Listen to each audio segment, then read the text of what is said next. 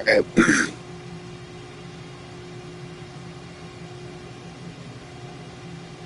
Okay. Listening to Malice Not Required. It hasn't been released yet. Okay. Listening to Malice Not Required. It hasn't been released yet. Okay. Listening to Malice Not Required. It hasn't been released yet. Okay. Malice not required. The greatest dangers to liberty lurk in insidious encroachment by men of zeal. Well-meaning, but without understanding. The greatest. Justice Louis D. Brandeis, Homestead versus United States, 1928. The Promise. There is a deal at the foundation of the American Republic.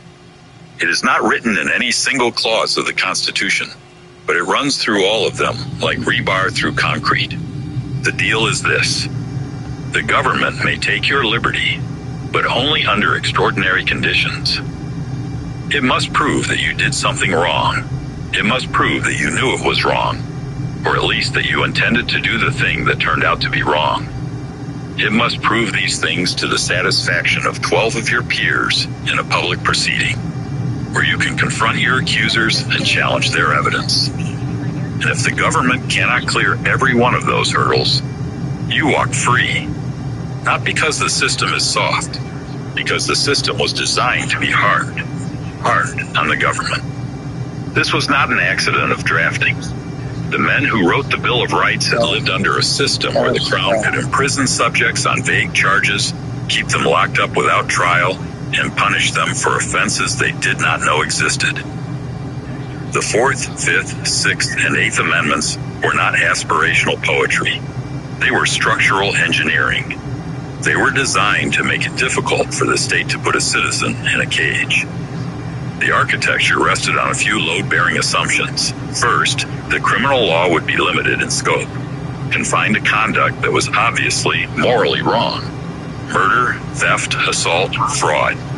These were acts that any functioning adult would recognize as criminal without consulting a lawyer. The Latin term for this is malum in C, wrong in itself. The criminal law would deal with things that were wrong in themselves, and the civil law would handle everything else. Second, that criminal law would be legible. A citizen should be able to read the law, understand the law, and conform their conduct to the law. This is the foundational requirement of the rule of law itself. You cannot obey a command you cannot comprehend. If the law is so complex that compliance requires a team of specialists, it is no longer a law in any meaningful sense. It is a trap. Third, that criminal punishment would require criminal intent. The legal term is mens rea, guilty mind. To be guilty of a crime, you must have intended to do the thing that the law prohibits. You must have known, or reasonably should have known, that your conduct was unlawful. Far from a technicality, this is the moral foundation of the entire system. Punishment without intent is not justice. It is arbitrary power.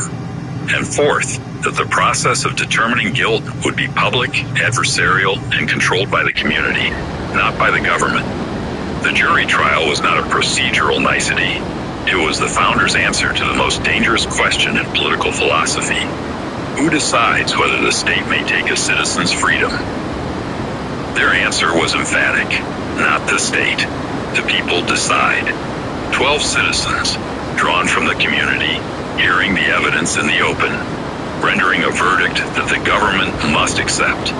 This was the final check on government power. The mechanism that made all the other rights meaningful. That was the deal. Limited criminal law, legible criminal law, criminal intent required. Guilt determined by jury trial. 4 load-bearing pillars. Remove any one of them and the structure becomes unstable. Remove all 4 and it collapses. All 4 are gone.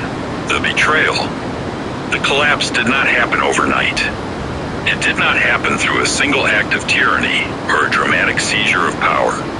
It happened gradually, incrementally, and with the full participation of every branch of government and both political parties over the course of more than a century.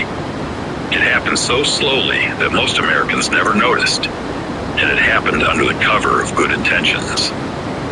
The criminal code expanded because legislators discovered that creating new crimes was the easiest way to signal that they were doing something about a problem. Drug abuse, create new drug crimes. Corporate fraud, create new fraud statutes. Environmental damage, attach criminal penalties to environmental regulations.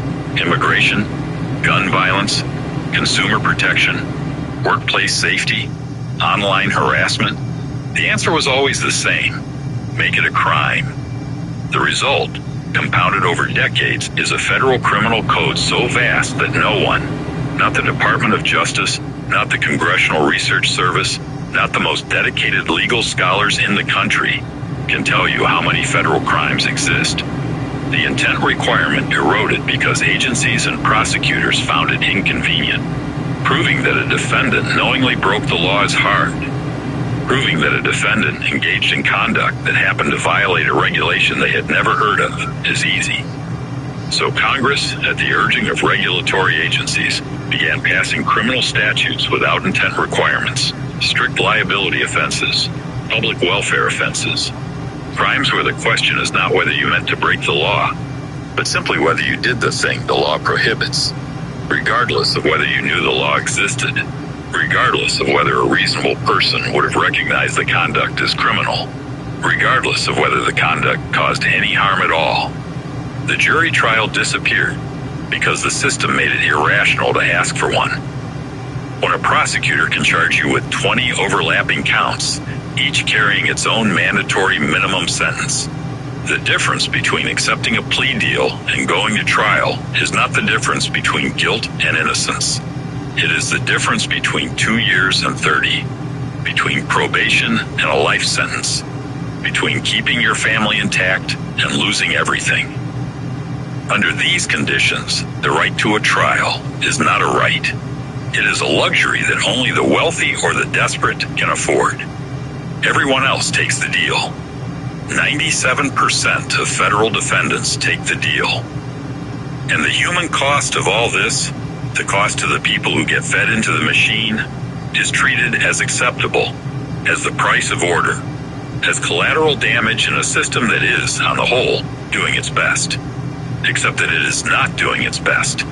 It is doing exactly what it was redesigned to do: process human beings as efficiently as possible, with minimal resistance and maximal throughput, regardless of whether those human beings are guilty of anything that a moral society would recognize as a crime. 3 failures, 1 machine. This book is organized around 3 structural failures that, taken together, constitute the over-criminalization of the American people. The first failure is the manufacture of crimes.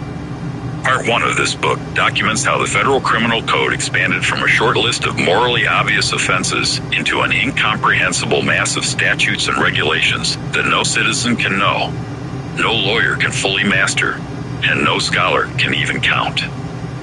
It examines how regulatory agencies, unelected, largely unaccountable bodies like the EPA, SEC, FDA, OSHA, and dozens of others, acquired the power to create rules that carry criminal penalties, effectively writing criminal law without legislative process or democratic oversight. And it shows how the erosion of mens rea requirements transformed the criminal code from a system that punishes wrongdoing to a system that punishes non-compliance. A system